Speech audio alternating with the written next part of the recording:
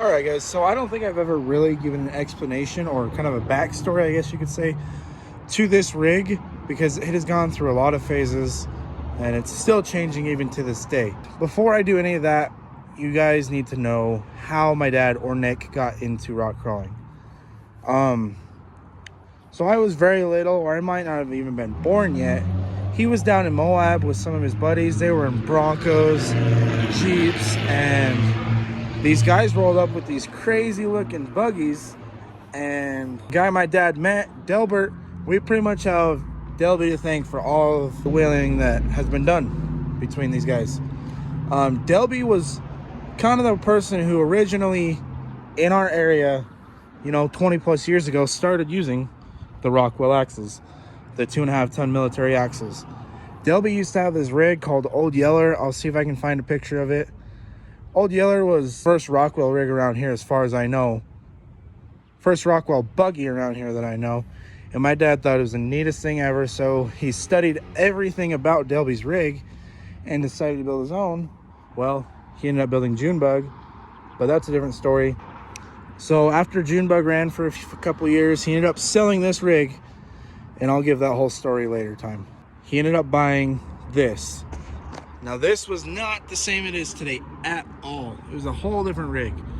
So when he originally got it, it had a Dana 60 up front, a 14 bolt in the rear.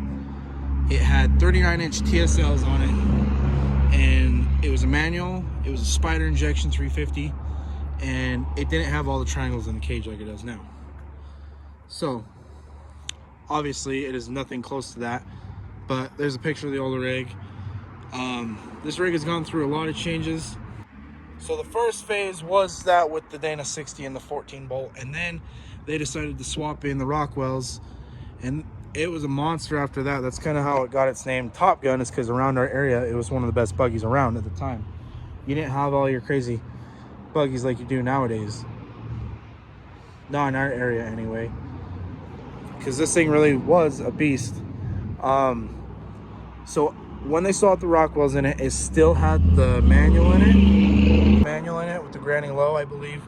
Also, they added 27 triangles in this cage to strengthen it, which clearly has held up to the test of time. Like that for a long time. It used to wheel. It used to do the mud drag races here. I mean, these tires themselves, these tires are almost 20 years old. These are 15-year-old tires, and it's just crazy. You can still go out with 3 or 4 pounds on them, and they'll still grab a rock and not break. And what's even crazier is these aren't bead locks. These have never been bead locked.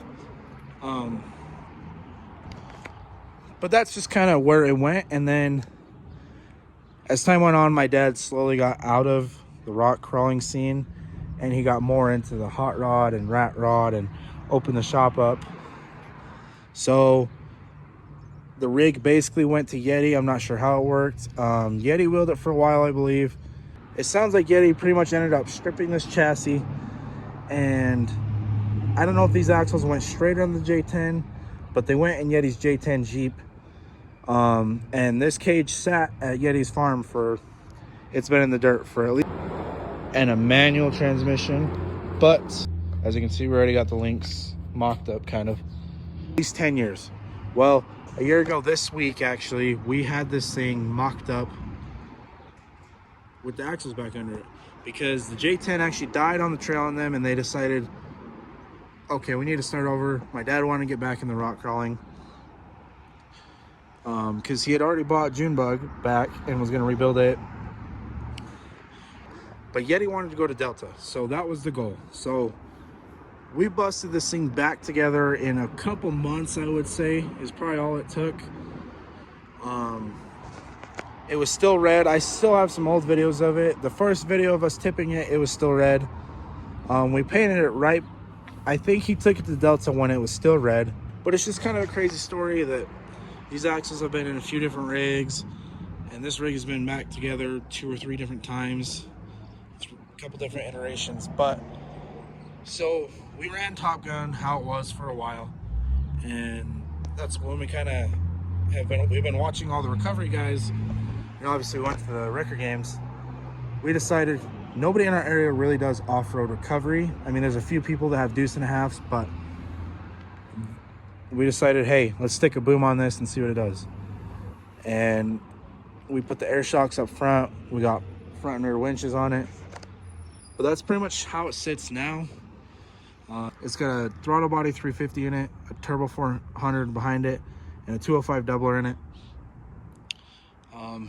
This rig's changed a lot. It used to be on coil springs and shocks. Now we got 18-inch air shocks up front, the coilovers at back. It's a super old and simple and really great recipe for a rig. And obviously it's held up over the test of time. I mean, you've seen us tape it a few times now, and it'll still go out and wheel most stuff around here. Now, is this the best rig all around? No, not by any means. It still has a really high center of gravity, and that's why it tipped down in Sand Hollow, because it's just such a different climate there. They got really steep rocks and sandy rocks, versus here we're very more rock and boulderish. But this thing used to go to Moab too, and it did great in Moab. We're about 2 hours away from Moab, so hopefully once we get it back together, it'll continue on going. We're going to put out to the tow truck companies around here if they're not comfortable going and getting something stuck or whatnot, broke down. We'll go and recover it. But that's pretty much it. I mean, other than that, this rig is still going to change. The boom's going to be bigger. We're going to take the back seat out, have more room for stuff, and fix the radiator. We might put tubes in the tires just because that one's been leaking. But yeah, that's pretty much the story behind Top Gun, or our wrecker. If you guys want a story on Junebug, because Junebug's an even crazier story, let me know. I think he might have explained before.